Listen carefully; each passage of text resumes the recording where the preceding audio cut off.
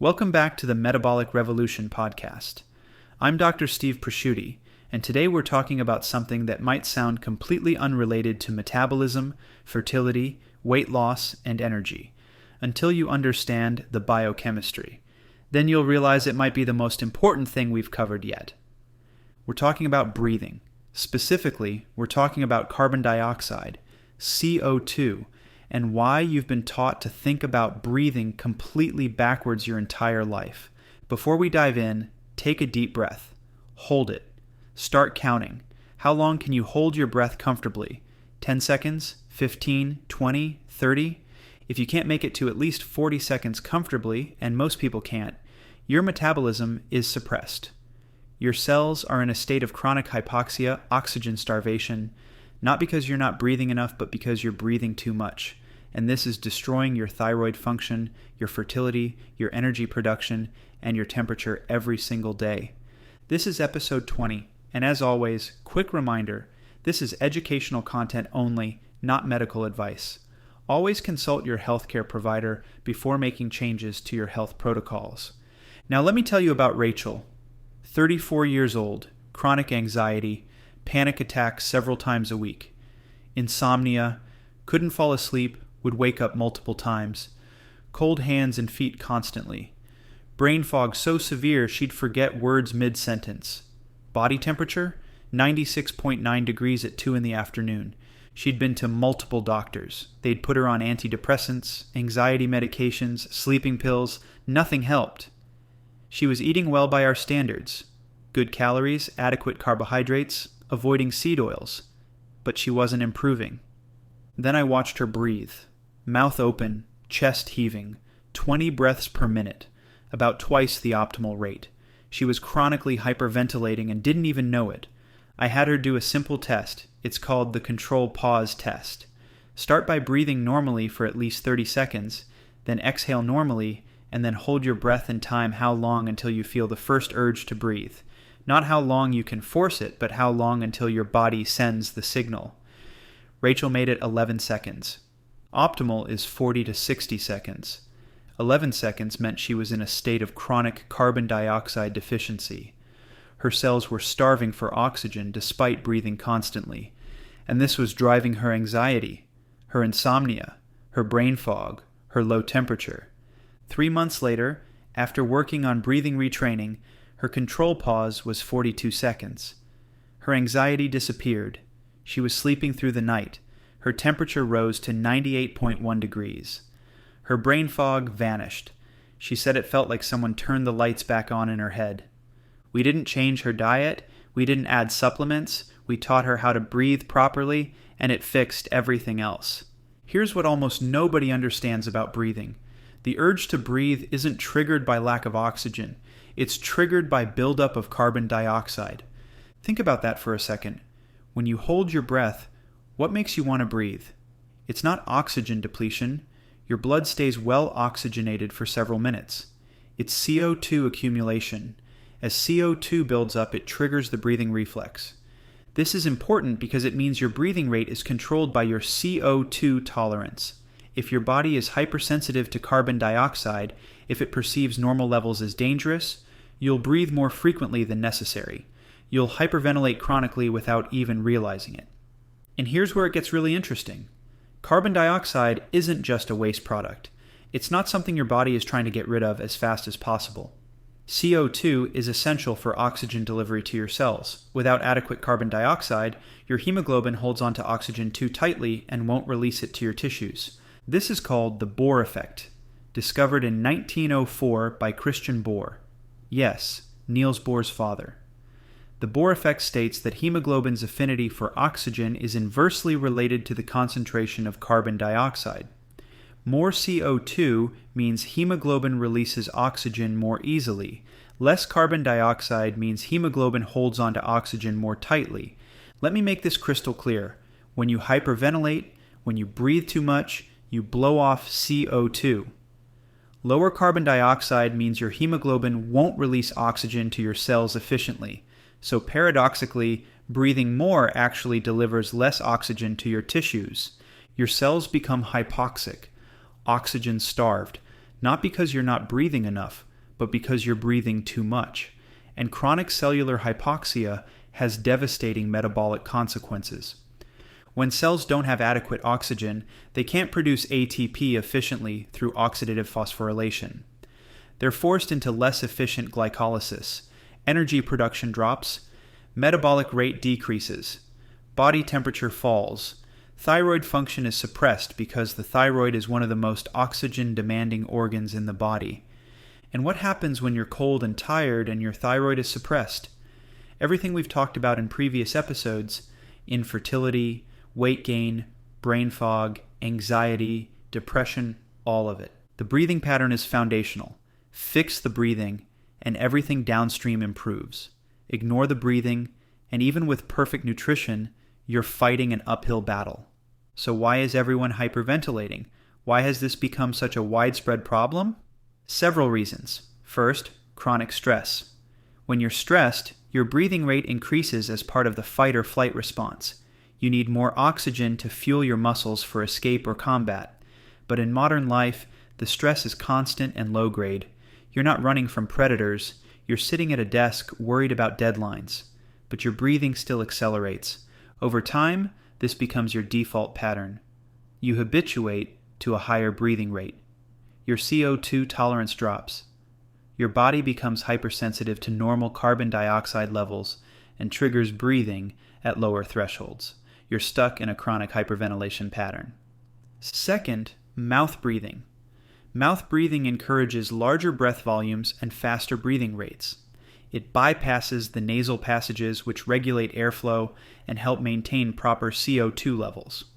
Mouth breathing is almost always associated with hyperventilation, and mouth breathing is epidemic. Allergies, nasal congestion, structural issues, or just habit, people are breathing through their mouths constantly, while they sleep, while they exercise, even during the day without realizing it. Third, the fitness industry's obsession with deep breathing. How many times have you been told to take a deep breath when stressed? How many yoga classes emphasize big, full breaths? How many meditation apps guide you through exaggerated breathing patterns? This is counterproductive. Deep, frequent breathing lowers carbon dioxide. It creates the alkalosis state that actually increases anxiety and tension.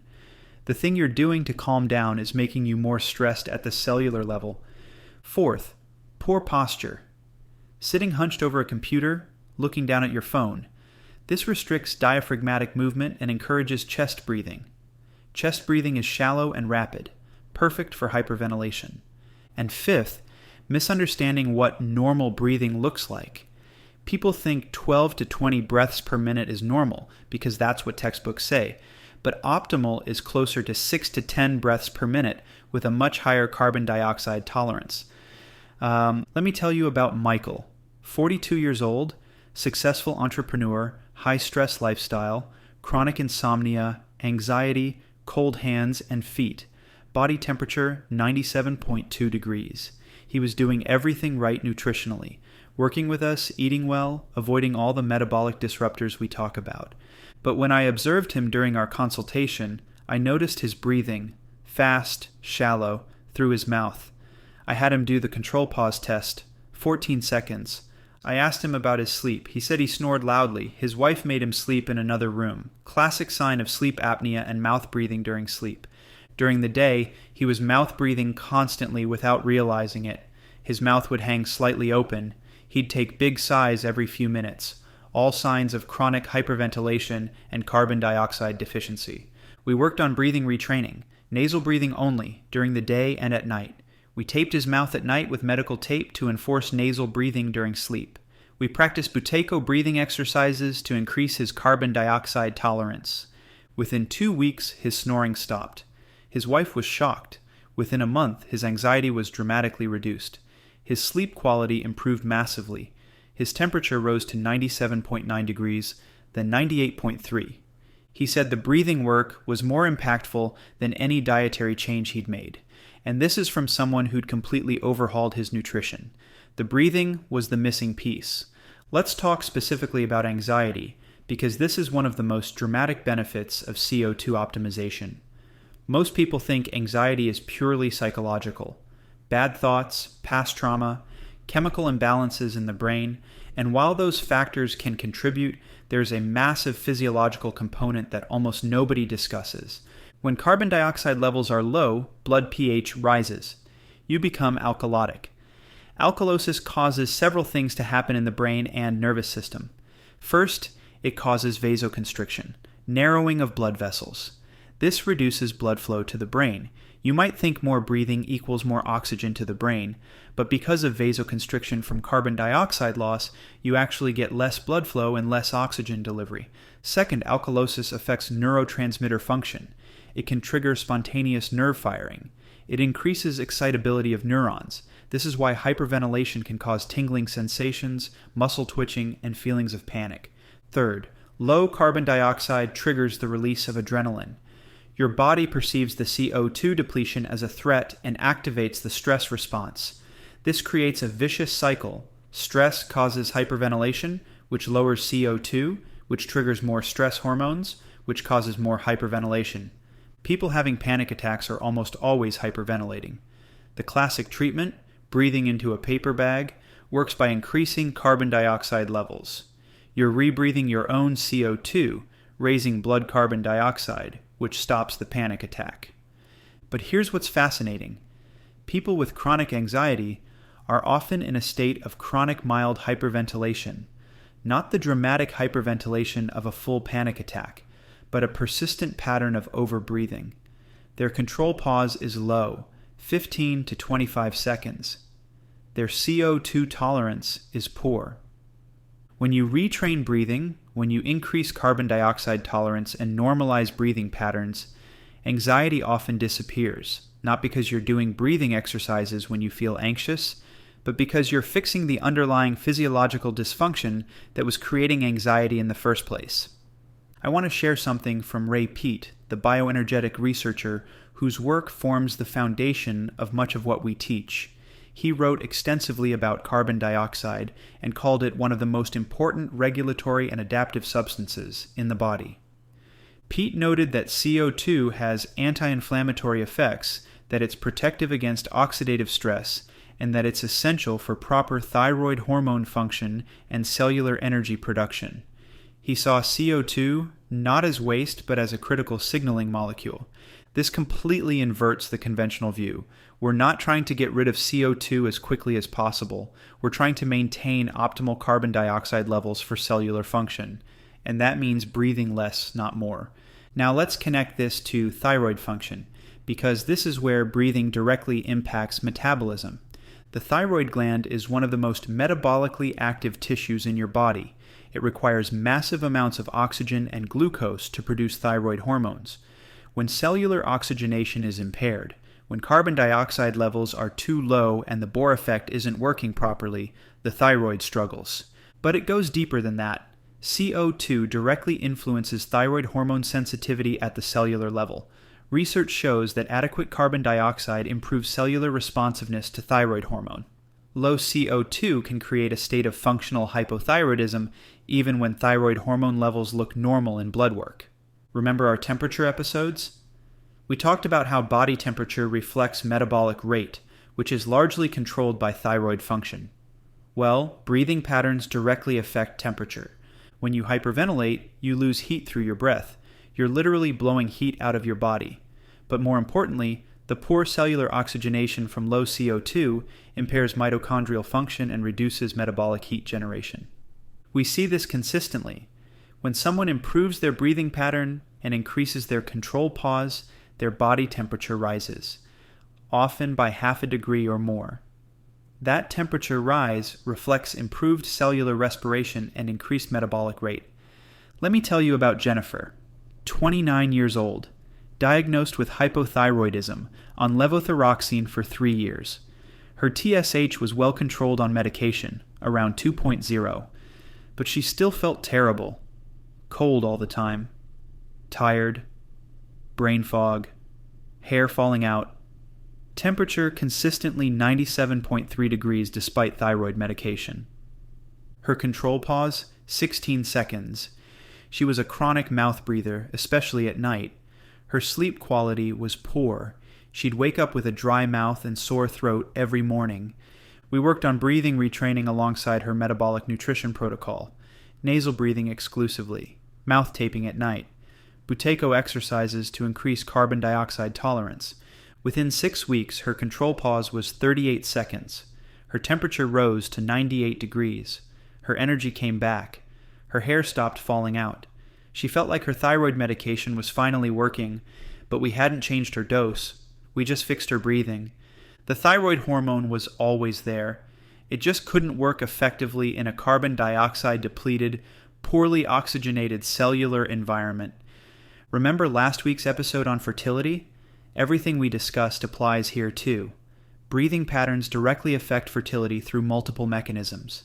First, through thyroid function. Poor breathing impairs thyroid function, which reduces progesterone production, which prevents pregnancy. The connection is direct. Second, through stress hormones. Hyperventilation triggers cortisol and adrenaline release. Chronic stress hormone elevation suppresses the hypothalamic pituitary ovarian axis. This disrupts menstrual cycles and prevents ovulation. Third, through oxygen delivery to reproductive organs. The ovaries, the uterus, the developing embryo all require robust oxygenation. When carbon dioxide is too low and oxygen delivery is impaired, reproductive function suffers. Fourth, through sleep quality.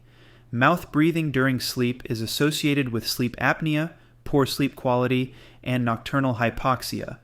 Poor sleep disrupts hormone production, and recovery process is essential for fertility.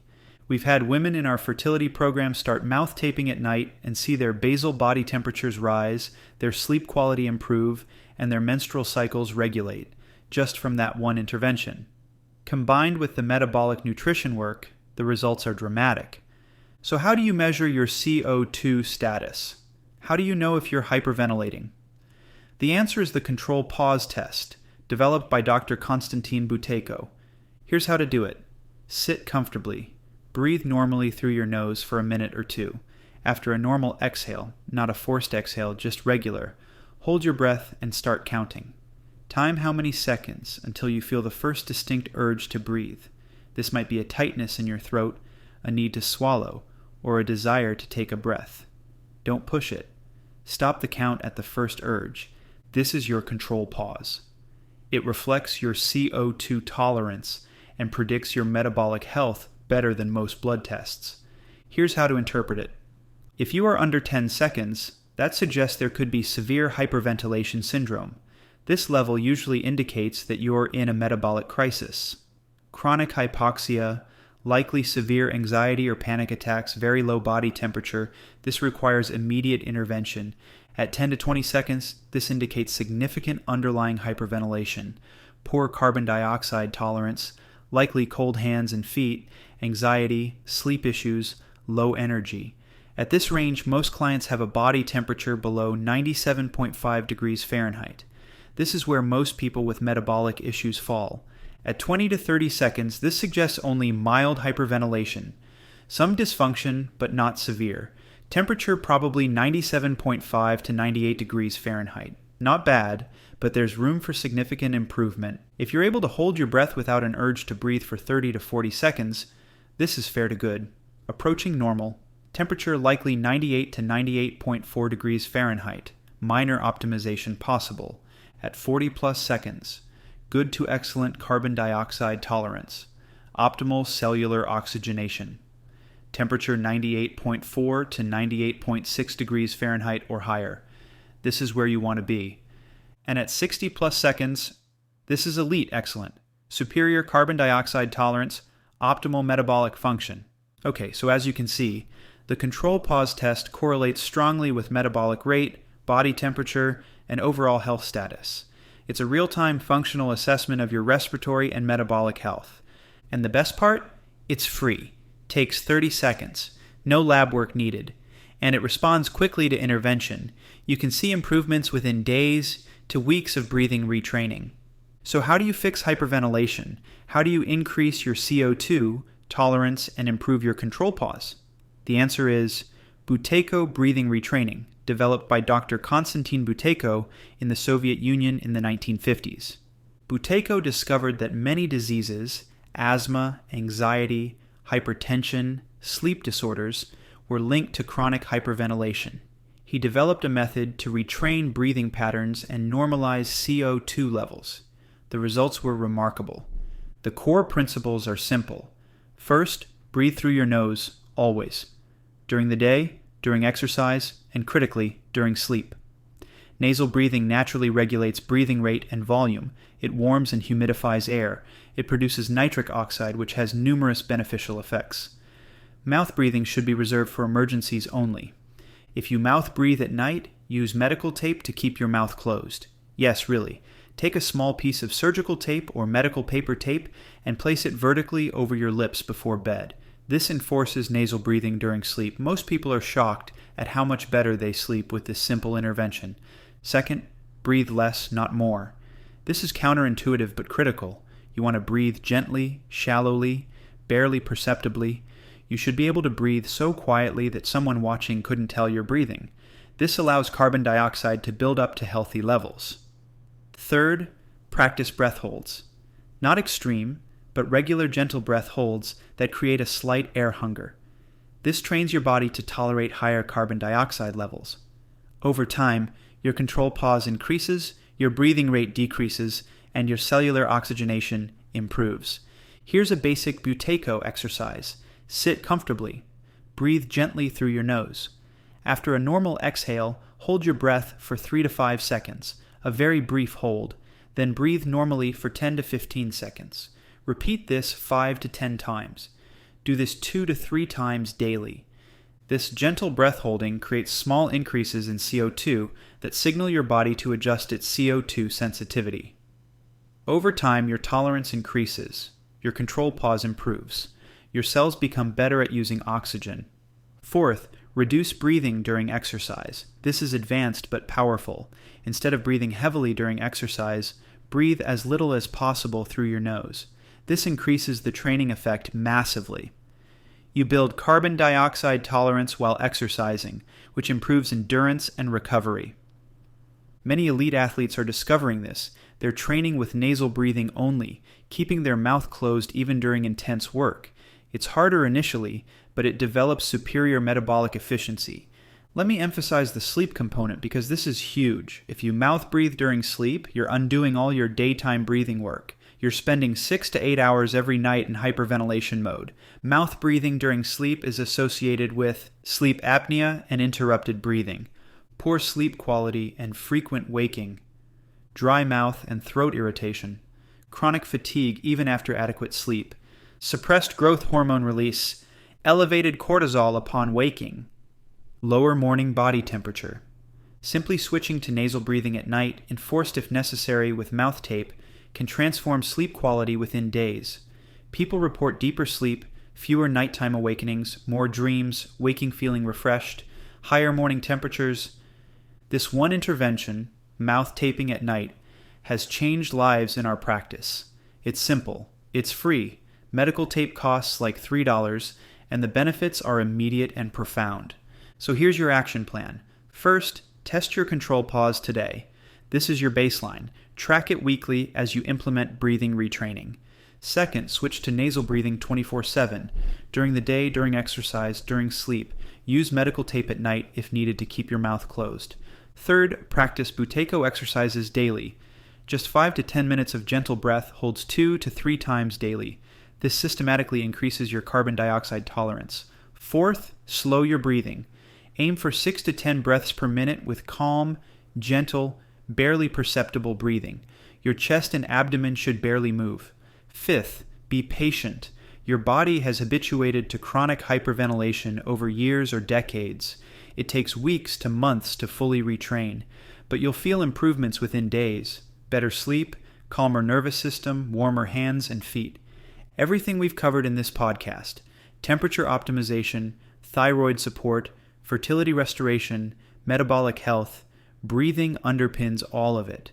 Without adequate cellular oxygenation from proper carbon dioxide levels, your cells cannot produce energy efficiently. Fix your breathing, and you create the foundation for everything else to work. The nutrition matters, the lifestyle factors matter, but breathing is fundamental. It's happening constantly, every moment, and it's either supporting your metabolism or suppressing it. For complete protocols, breathing exercises, troubleshooting guides, and the full science behind carbon dioxide optimization, I've put everything into our CO₂ Revolution Guide. You can find it at biosparkhealth.com. It's designed to walk you through the entire process step by step. Next week, we're diving into the estrogen trap, why PMS isn't normal, why period pain is metabolic dysfunction, and why estrogen dominance is actually hypothyroidism in disguise. You're going to want to hear this one. This is Dr. Steve Prosciutti reminding you. You came to the right place. Your cells need oxygen. They need carbon dioxide to get that oxygen. And you've probably been breathing wrong your entire life. Time to fix it. Everything discussed today is educational information only. Work with a healthcare provider if you have respiratory conditions before making changes to breathing patterns. Take a deep breath, hold it, count. Let's see if we can get that number higher starting today. Let's talk.